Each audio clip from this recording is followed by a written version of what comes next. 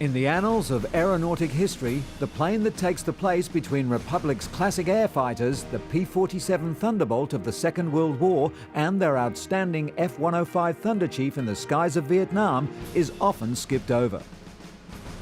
This period of expansion marked the first ventures into jet aircraft, and many of the lessons learnt during the development of this series of planes have sired today's generations of fighter aircraft.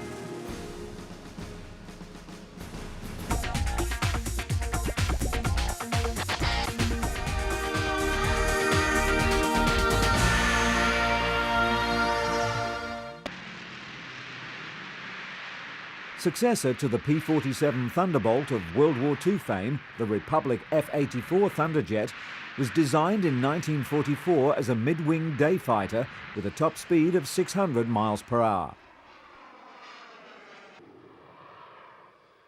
The Thunderjet and its many variants were to make their mark during this era, as had their propeller-driven forebears, the Jugs, for their toughness and their sheer workhorse capabilities.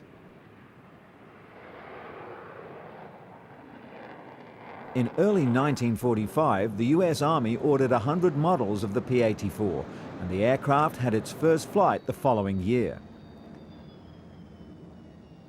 The F-84D and the F-84E both entered operational service in 1949 and were the first models of the Thunderjet to participate in the Korean conflict.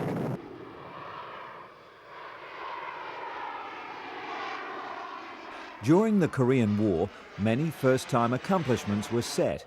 It was the first conflict in which jet aircraft were used extensively in aerial combat, and it included the first jet-to-jet aerial fighting. On the 27th of June 1950, 2 days after North Korea invaded South Korea, President Truman ordered American air forces into action in Korea. However, because of rigorous post-World War II budget cuts, the majority of aircraft able to be deployed had been developed in the early 1940s, and the might of American air power was only a shadow of the war years. The jet aircraft then in development were severely limited by their range and takeoff and landing requirements, and as such the initial battles were fought using the propeller-driven F-51s, F-4Us, A-1s, B-26s and B-29, all of which had served admirably in the last World War, but were definitely outdated with the dawning jet age. The first air missions were flown from irregular matted strips by the Air Force from rough bases in Korea, jets from Japan, and by the Marines from US Navy carriers. These missions succeeded in slowing and then eventually stopping the advance of the communist troops and allowing the retreat and evacuation of UN forces back to Busan. B-29 heavy bombers were used in the role of interdiction and strategic missions, which disrupted the North Korean supply, advance and staging attempts. The F-84s were originally destined to be flown as bomber escorts. This role became more demanding in the end of 1950 and was actually filled by the new North American F-86 Sabres. The production of other F-84 and F-86 aircraft had been in accelerated development for use in Korea in the event that the conflict continued. The aircraft were readied for delivery in mid-October, but were delayed because the conflict appeared to be drawing to a close after the North Korean army was repelled from South Korea. However, on the 9th of November 1950, there was a major development in the conflict. The North Korean forces began deploying MiG-15 jets.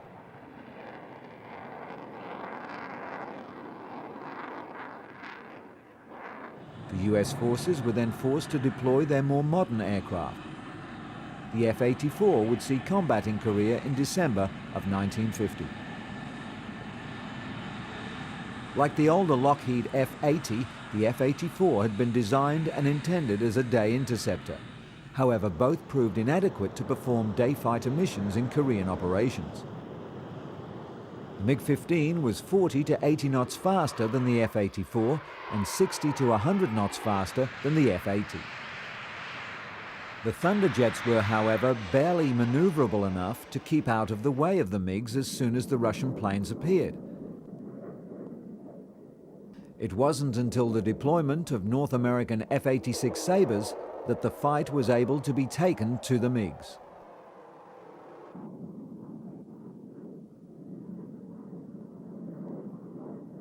With the appearance of the jet-powered MiG-15 flown by Chinese pilots, achieving and maintaining air superiority became more challenging for the United Nations. These Soviet-built swept-wing aircraft could outclimb the jet-powered American F-86A and had a 10,000-foot higher service ceiling than the Sabres. The MiG's performance advantage was especially notable at these higher altitudes, but the North American F-86 had better flying qualities and was a more stable gun platform. Additionally, American pilots proved to be more capable than their communist counterparts, which helped to even the odds. Today, debates still rage about the attributes and vices of both planes. As a consequence, the primary mission of F-84s in the conflict became their secondary design role, and in the close air support of ground forces, the heavy bomb load of the F-84 made it particularly effective.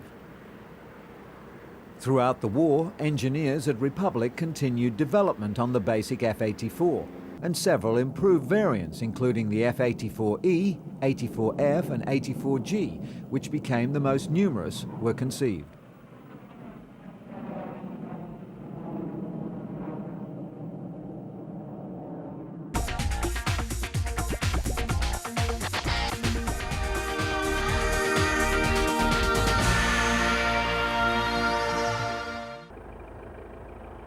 The hastily constructed and overused runways in the Far East, particularly those inside Korea, were accessible to the F-84s, though the jet's requirements of longer runways proved to be a large area of concern.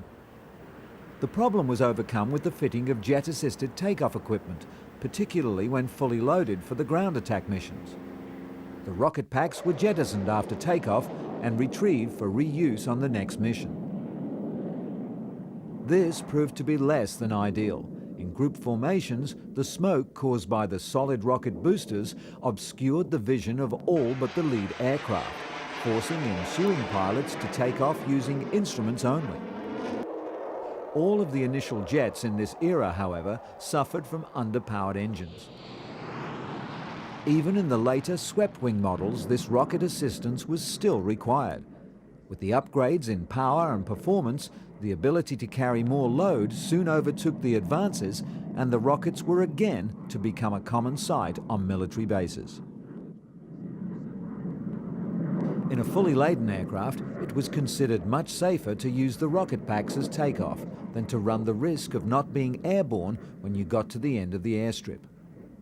Many Thunderjets were, however, lost on takeoff when this narrow margin of safety was overextended.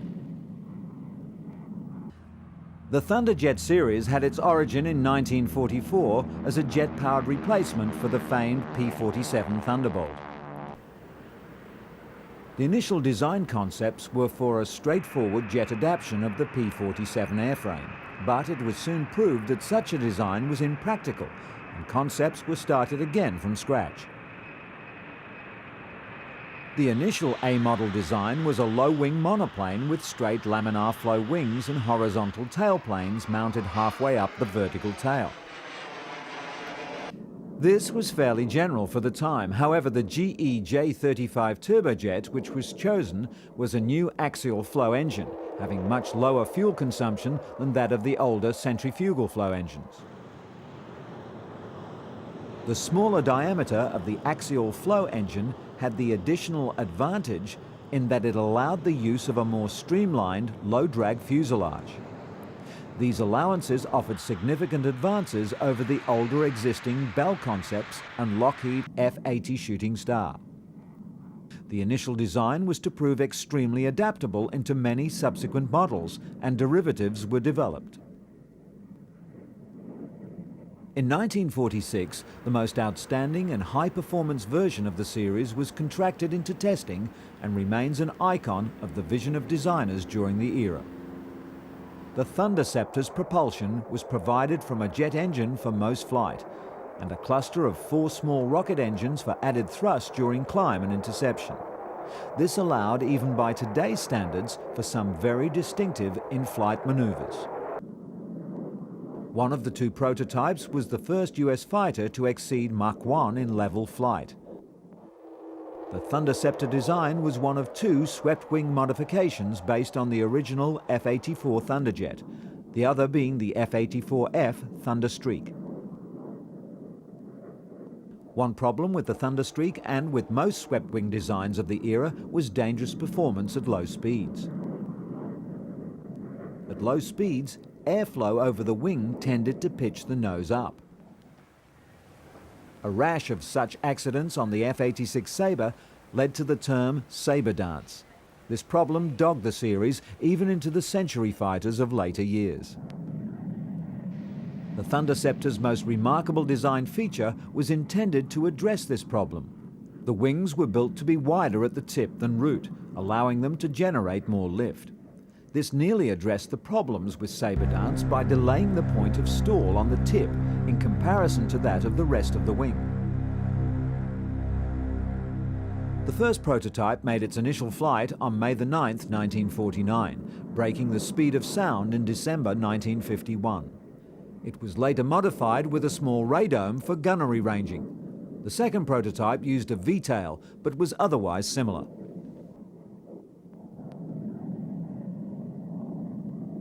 By 1954, new designs outperformed the F-91 in speed, range and loiter time. The era of the dedicated day fighter type interceptor was over. Another defining design concept was the ability to vary the angle of incidence of the wing as a whole, tilting it up for low-speed operations during takeoff and landing, and then decreasing for high-speed flight and cruise. This concept was used to great advantage in later years with bombers and attack planes aboard aircraft carriers.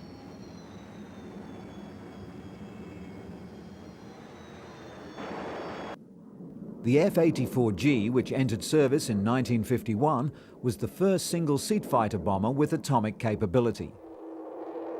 As compared to the E model, it had a better engine, automatic pilot, and in-flight refueling devices. The F-84G deployed to the Korean conflict in the summer of 1952. The F-84D and E series were phased out beginning in mid-1952.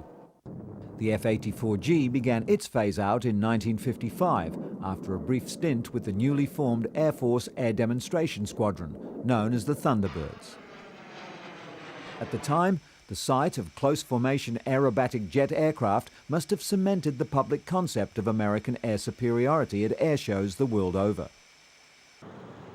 Even with the benefit of hindsight, flying these early model jets at distances of sometimes less than 5 feet apart is still an inspiring, if not heroic, sight. With the rapid development of the new science of jet air warfare, concepts allowing jet-powered aircraft onto carriers soon appeared. 2 RF-84F airframes were modified to accept Allison turboprop engines. These aircraft, originally the F-106, then redesignated XF-84H, had special propellers designed to rotate at supersonic speeds. The horizontal stabilizer was moved to the top of the vertical stabilizer in a T-tail arrangement to avoid the turbulent propeller wash. The aircraft's first flight was on the 22nd of July, 1955. But after ensuing development, it was deemed unusable for Navy purposes. It became the fastest propeller-driven aircraft. However, the noise and physiological effect of the blade tips breaking the sound barrier, even during taxiing, became a major area of concern. The din of over 900 sonic booms a second caused nausea and general malaise in the immediate area, even to those wearing ear protection. The effect on a confined carrier deck would have been less than satisfactory. Perhaps luckily, the birth of the steam catapult, refinement of jet design and angle flight decks cancelled the program. Many other experimental concepts were based around the soundness of the Thunderjet's basic design. The XF-103, a delta-wing ramjet-driven interceptor, was a concept on the cutting edge at the time, as ramjets were seen to be the next generation of jet aircraft. The F-84s were used to test the periscope concept of providing vision to pilots for the 103, as the plane would have no cockpit extrusion in an attempt to achieve the higher speeds provided by the ramjet's thrust. The ramjets themselves were tested on F-84s also, though very carefully. Had these engines been run up to full thrust, they would have torn the wings off this F-80, as if they were made of tissue paper. The ramjet engines have gone on into the space program and are today used in missile and drone technologies. The theories proven through the original F-84 and X-17 series have become the basics of high Mach physics in aeronautics today.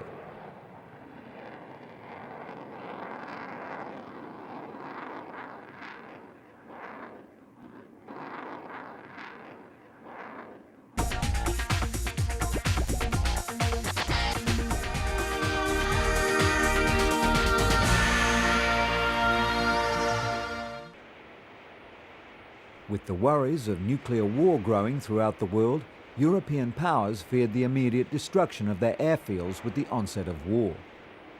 This led to the testing of zero-length launch concepts using F-84Gs. The assumption was that planes could be armed and then shipped on the backs of trucks or moved to individual bunkers to disperse the targets and allow for retaliatory strikes with the onset of conflict.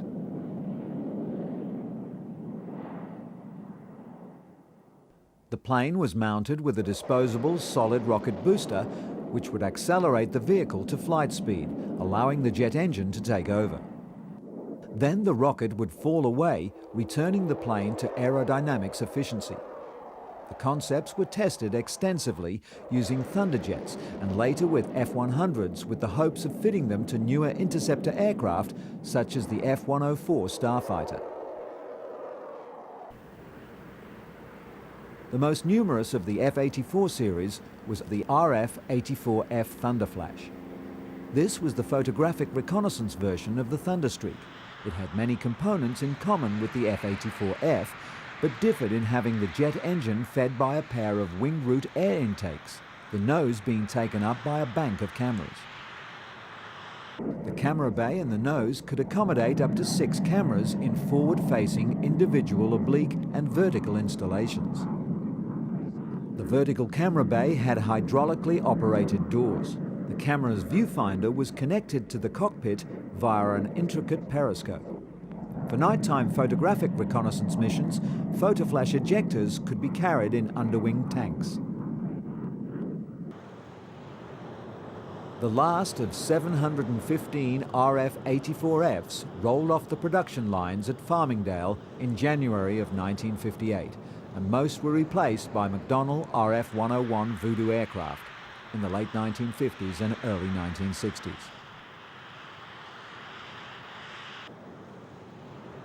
Another groundbreaking test area of the F-84 was the FICON concepts during the early 1950s. The Air Force decided to conduct experiments on the feasibility of Special Air Command's B-36 heavy bombers carrying fighter aircraft suspended under their bellies.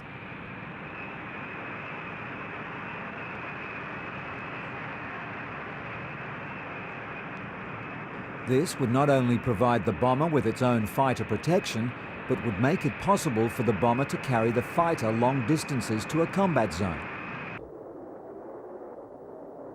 Upon reaching the edge of the enemy's territory, the mothership would lower its trapeze and release the fighter, which would dash into enemy territory on a high-speed reconnaissance or nuclear bomb mission.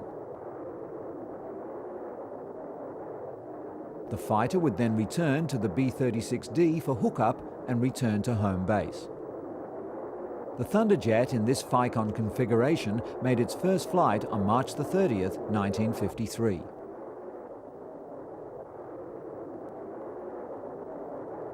Other specialized aircraft were also developed to these ends. One of the most notable was the rocket-powered McDonnell Goblin. The XF-85 Goblin became the smallest jet-propelled fighter ever built and was a Parasite fighter designed to be dropped from a bomber, perform its mission and return to the mothership. However, the dangers associated with this parasitism and the subsequent development of mid-air refueling for range extension of fighter aircraft proved so successful that experiments with Parasite fighters were discontinued, and the FICON operation was phased out in 1956.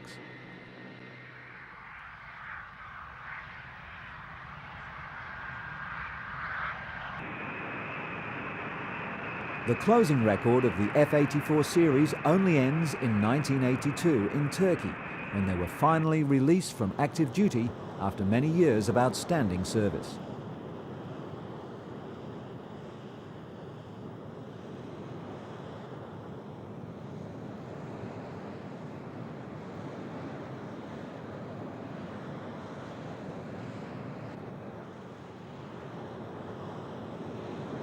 We'll leave this episode with the last view of this outstanding aircraft in their prime, as the chosen instrument of the Thunderbirds in the mid-1950s.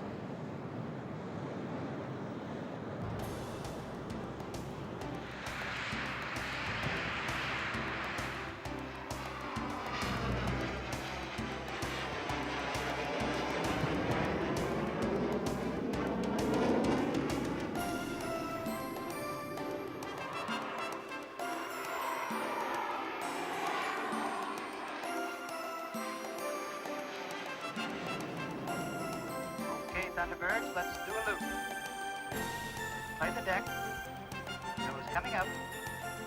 Okay, and with the pull.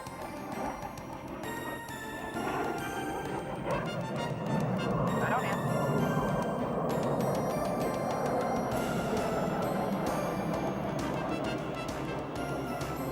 Popping the loop now, ease it off.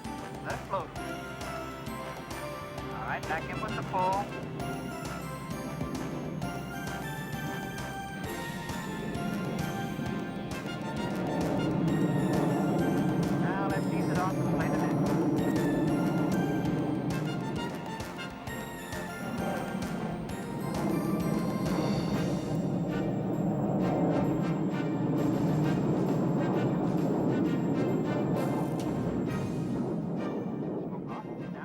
This has been another adventure in Flying Through Time.